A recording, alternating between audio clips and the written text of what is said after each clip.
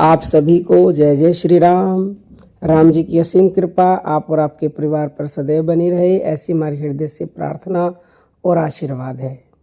यदि आप बहुत सालों से ध्यान कर रहे हो और आपका मन एकाग्र नहीं हो रहा, यानी ध्यान में मन नहीं लग रहा, तो आप कितने ही साल ध्यान करते रहना, आपको कोई भी फायदा होने वाला नहीं है।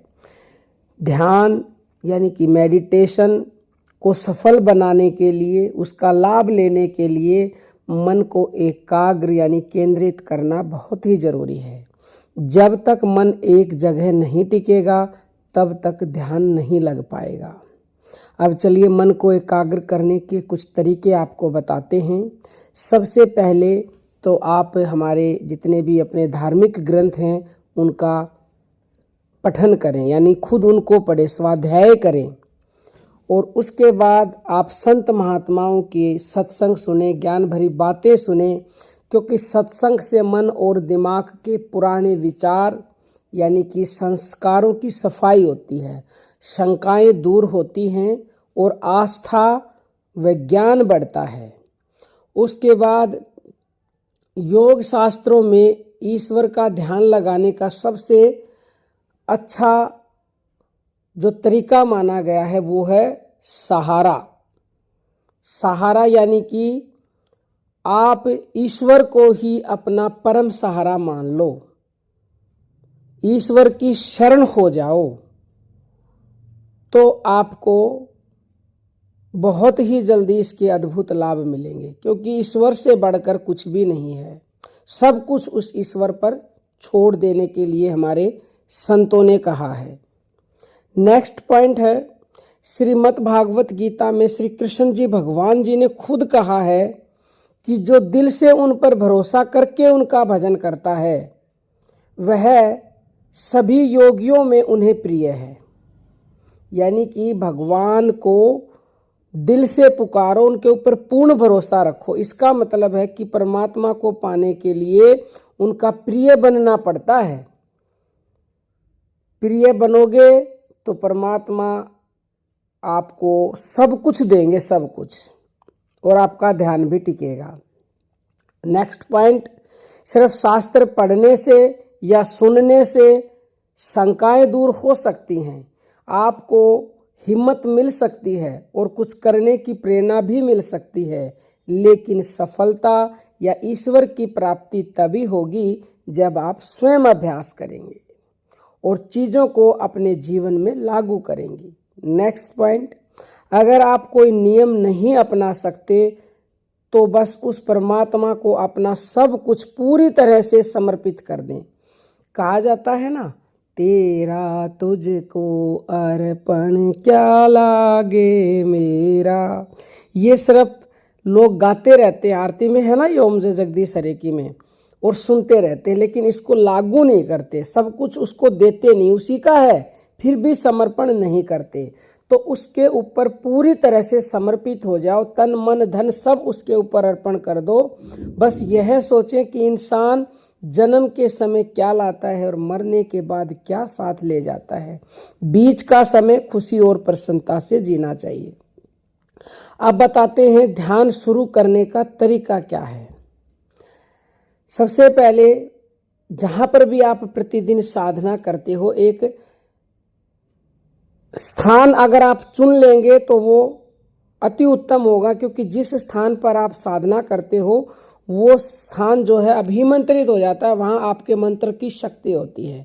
तो वहाँ पर एक आसन बिछाएं। आसन ना बहुत ज़्यादा टाइट होना चाहिए और ना ही बहुत ज़्यादा नरम होना चाहिए, और आप पालथी मारकर बैठ जाएं। सिद्धासन लगा सकते हैं या फिर कोई पद्मासन लगा सकता है तो पद्मासन लगा लो, नहीं तो पालथी तो सभी लगा सकते हैं। आंखें बंद कर लें, रीढ़ की हड्डी को सीधा रखें। ध्यान करते समय इधर उधर हिलना नहीं है, यानी पहले अपने शरीर को स्थिर करना है। जब शरीर को स्थिर कर देंगे मन उसके बाद में ही स्थिर होता है। यह उन लोगों के लिए शुरुआती कदम है जो पहली बार ध्यान करना चाहते हैं या जो साधना करते आ रहे हैं लेकिन उन्हें ध्यान का कोई अनुभव नहीं हुआ या उनकी समाधि नहीं लगी है कभी, और यहीं से दिव्य दृष्टि खुलनी शुरू होगी। आज्ञा चक्र जागृत होगा और आपकी समाधि भी लगेगी, यदि ये सारी चीजें आपने फॉलो कर ली तो। अगर आपका मन नहीं रुक रहा है तो आप ये पहली विधि अपनाएं। आंखें बंद करके, रीढ़ की हड्डी सीधी करके शांत बैठे, कुछ भी नहीं करना है। अपने अंदर के विचारों को, यानी कि जो भी हलचल आपके अंदर हो रही है उसको महसूस करें और देखें कि मन कहाँ दौड़ रहा है। विचारों का एक तूफान आ जाएगा आपके अंदर, उसको देखें कि ये विचार कैसे उठ रहे हैं और ध्यान कहाँ से कहाँ जा रहा है, बस इस पर विचार करें। अगर मन लगातार दौड़ रहा है तो आंखें खोल लें। फिर ऐसे भजन या प्रार्थना गाएं जो परमात्मा से संबंधित हो, यानी कि कोई भजन गाएं या फिर वाणी से बोल बोल करके नाम जप करें जो आपके अंदर त्याग, वैराग्य और भक्ति को जगाए, जो आपकी अंतर आत्मा को झकझोर दे। इस तरह का कोई भजन भी गा सकते हो। भजन नहीं आता तो सिंपली आप जोर जोर से राम नाम जप सकते हो। और भजन याद नहीं है तो अपने जैसे भी आपको आता वैसे ही गा सकते हो आप, सिंपल भाषा में। परमात्मा से प्रार्थना करें, अपने गुरु से प्रार्थना करें और तन मन धन से पूरी तरह उनके ऊपर समर्पित हो जाएं कि प्रभु आप ही सब कुछ हो, संभालो मेरे मन को, रोको, ये विचार इसमें आ रहे हैं, इसको शांत करो।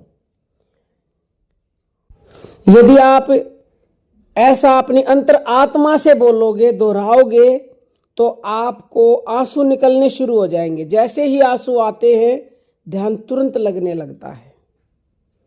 आंसू आते ही आप फिर से आंखें बंद कर लें और एक बिंदु पर ध्यान लगाएं। या तो अपने आज्ञा चक्र पर, आज्ञा चक्र का ध्यान बाद में लगता है, पहले आप अपनी आती जाती श्वासों पर ध्यान केंद्रित करें।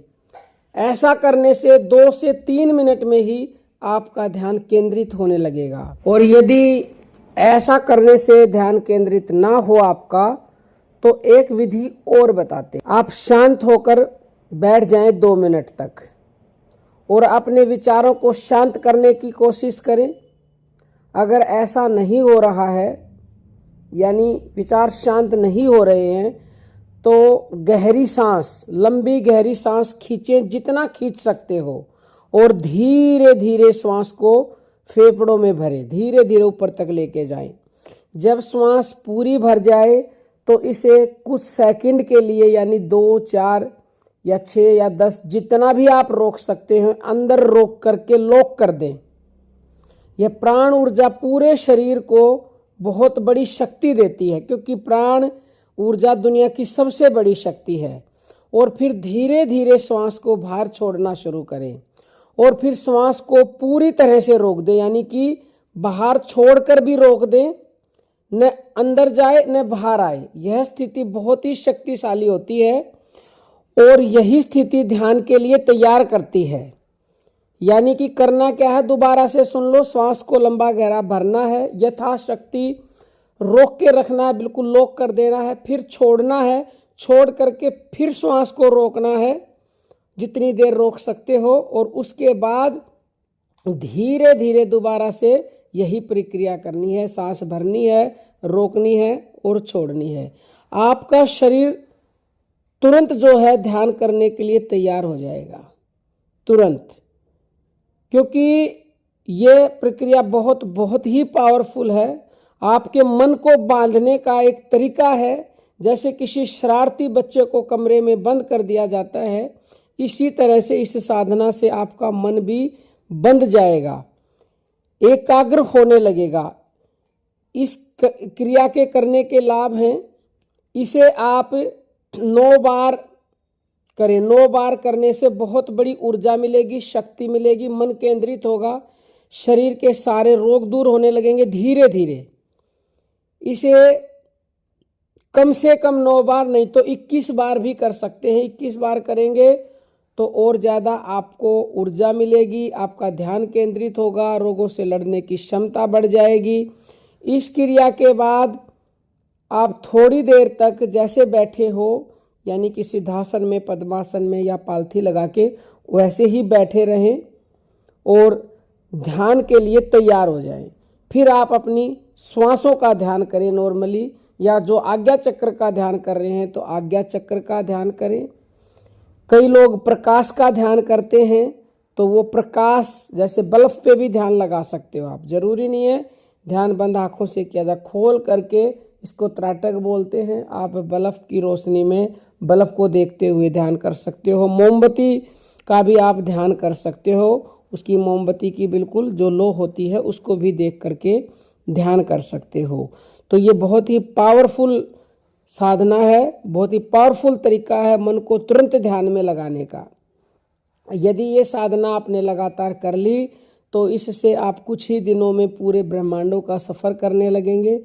आपकी दिव्य दृष्टि कुछ ही दिनों में खुलनी शुरू हो जाएगी। क्यों? क्योंकि आपका मन एकाग्र होने लगा है।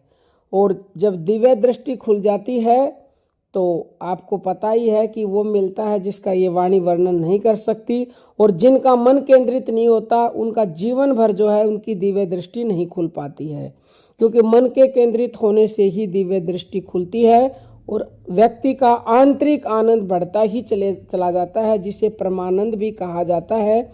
और उसे परमात्मा की प्राप्ति बहुत शीघ्र हो जाती है। और परमात्मा की प्राप्ति जब होती है तो उस आनंद का वर्णन तो कोई कर ही नहीं सकता, बस उसको महसूस किया जा सकता है। तो उम्मीद करते हैं कि आज की वीडियो से आपको बहुत ही ज्ञानवर्धक जानकारी मिली होगी और इसे आप अपने जीवन में उतार कर अपनी साधना को आगे बढ़ाएंगे। कोई भी आपका क्वेश्चन हो तो 9958515054 पर व्हाट्सएप मैसेज करके पूछ सकते हैं या यूट्यूब पर भी कमेंट करके पूछ सकते हो। जय श्री राम। बहुत बहुत धन्यवाद।